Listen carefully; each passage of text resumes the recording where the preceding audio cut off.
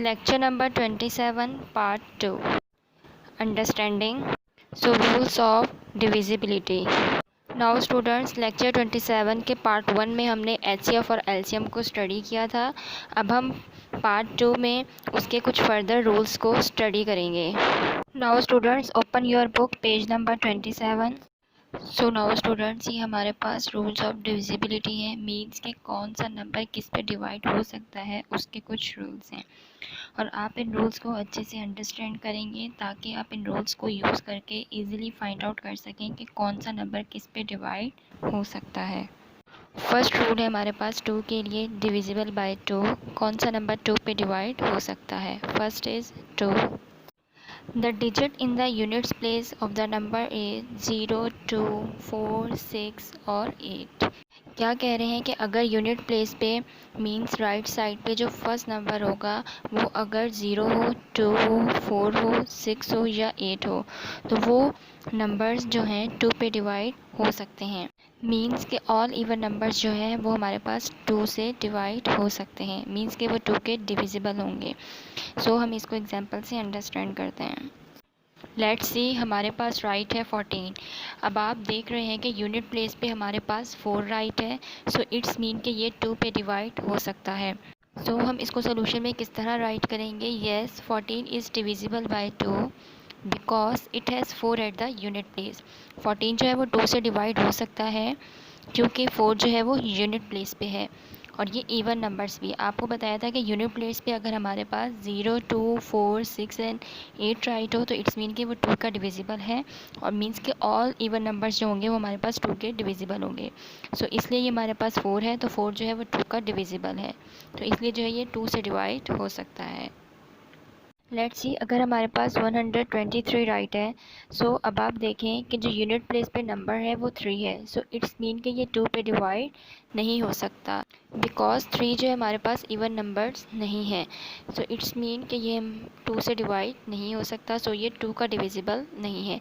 सो हम इसको किस तरह राइट करेंगे? It is not divisible by 2 because it has 3 at the unit place. Now student second divisible है हमारे पास 3 के लिए। The sum of the digits of the number is divisible by 3।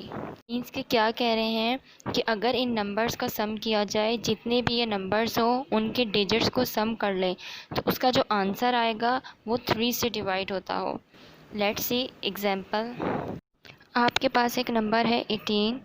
अगर हम 18 को ऐड करें सो ऐड द डिजिट 1 + 8 = 9। सो हमने हमारे पास नंबर 18 था, सो हमने 1 + 8 को ऐड किया तो हमारे पास आंसर क्या आया? 9। सो जो 9 है वो 3 पर पूरा पूरा डिवाइड हो सकता है, इसलिए हम कह सकते हैं कि 18 जो है वो डिविजिबल बाय 3 है। तो हम इसको किस तरह राइट करेंगे? 9 is divisible by 3 so 18 is also divisible by 3। Means के ऐड करने पर हमारे पास आंसर जो है वो 9 आया। सो इट्स मीन कि 9 जो है वो 3 का डिविजिबल है। सो इट्स मीन कि 18 जो है वो 3 का डिविजिबल है।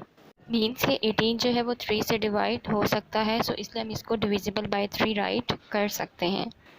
डिविजिबल बाय 4 है हमारे पास। The number formed by the last 2 digits of the number is a multiple of 4। क्या कह रहे हैं? मीन्स कि जब भी आपके पास डिविजिबल बाय 4 में कोई नंबर आए तो आप उसके लास्ट 2 डिजिट्स को देखेंगे। अगर वो सिंगल डिजिट है इन दैट केस आप लास्ट डिजिट देखेंगे, लेकिन अगर वो 2 डिजिट्स या मोर देन 2 डिजिट्स हैं तो फिर आपने लास्ट 2 डिजिट्स को देखना है और लास्ट 2 डिजिट जो हैं 4 के मल्टीपल्स होने चाहिए। मीन्स के वो 4 पे पूरे पूरे डिवाइड होते हों। हम एग्जाम्पल से अंडरस्टैंड करते हैं। सो हमारे पास नंबर है 124। सो हम लास्ट 2 डिजिट्स देखेंगे। सो हमारे पास लास्ट 2 डिजिट जो है 24 है। सो 4 6 ज़ा 24। सो ये इसमें पूरा पूरा डिवाइड हो सकता है। मीन्स के जो हमारे पास 124 है ये 4 का डिविजिबल है। सो हम इसको किस तरह राइट करेंगे? Yes it is divisible by 4 because if the last 2 digits of a number are 24 then the number is divisible by 4। Means के जो हमारे पास लास्ट के 2 डिजिट्स हैं हम उसको देखेंगे और लास्ट के 2 डिजिट्स हमारे पास 24 है। सो 24 जो है वो पूरा पूरा डिवाइड हो सकता है। सो ये 4 का डिविजिबल है। बिकॉज हमने इस रूल में लास्ट 2 डिजिट्स को स्टडी किया था। सो अगर हम लास्ट 2 डिजिट्स को डिवाइड करें 4 से, like this 4 6 24, so it's mean कि जो 24 है वो पूरा पूरा डिवाइड हो सकता है। सो 124 जो है वो 4 का डिविजिबल है। नाउ स्टूडेंट्स, एक बात याद रखें, अगर हमारे पास किसी नंबर में लास्ट के 2 डिजिट्स 0 भी हों तो इट्स मीन कि वो 4 का डिविजिबल होगा, वो 4 से डिवाइड हो सकता है। डिविजिबल बाय 5 है हमारे पास। The number ends with either 0 और 5। क्या कह रहे हैं? जिस नंबर के लास्ट पे 0 आ रहा हो या 5 आ रहा हो तो वो 5 का डिविजिबल होगा। हमारे पास एक नंबर है 2040। सो इट्स मीन कि इसके लास्ट में 0 आ रहा है, सो ये 5 का डिविजिबल है। सो हम इसको किस तरह राइट करेंगे? Yes, 2040 is divisible bye 5 because it has 0 eight the unit place. ये हमारे पास डिविजिबल बाय 5 है क्योंकि इसके लास्ट में जो यूनिट प्लेस पे हमारे पास 0 राइट है, सो ये हमारे पास 5 का डिविजिबल होगा। अगर ये नंबर हमारे पास इस तरह राइट हो 2045, सो ये भी हमारे पास 5 का डिविजिबल होगा बिकॉज इसके लास्ट में यूनिट प्लेस पे हमारे पास 5 राइट है। सो इट्स मीन ये हमारे पास 5 का डिविजिबल है। Divisible by 6. The number is divisible by 2 and the sum of the digits of the number is a multiple of 3. क्या कह रहे हैं?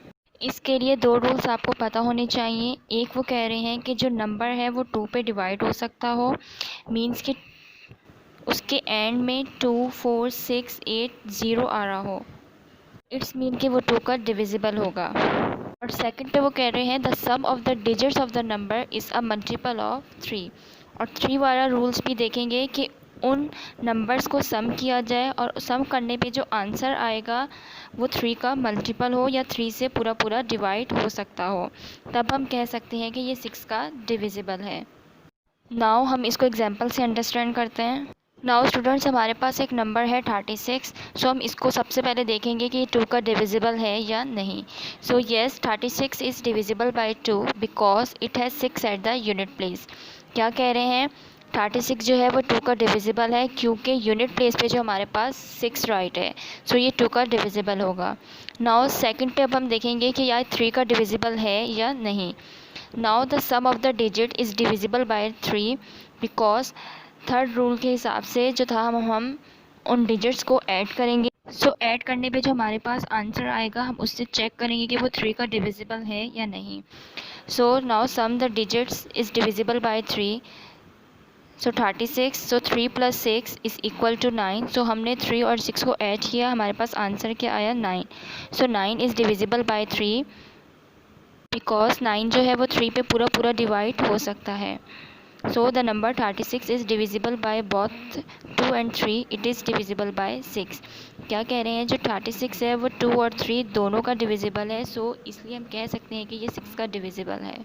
Divisible by 8. The number formed by the last 3 digits is a multiple of 8.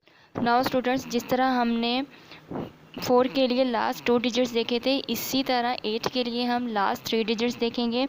Means के last के 3 digit जो हैं वो 8 के मल्टीपल्स होने चाहिए, मींस के 8 पे पूरे पूरे डिवाइड हो सकती हों। सो इसलिए हम कह सकते हैं कि वो 8 का डिविजिबल है। डिविजिबल बाय 9 है हमारे पास। The sum of the digits of the number is a multiple of 9। जिस तरह हमने 3 में देखा था कि उन डिजिट्स को सम करने पे जो नंबर्स आए वो 3 पे पूरा पूरा डिवाइड हो सकता हो, मींस कि 3 का मल्टीपल हो, तो हम कह सकते हैं कि वो डिविजिबल बाय 3 होगा।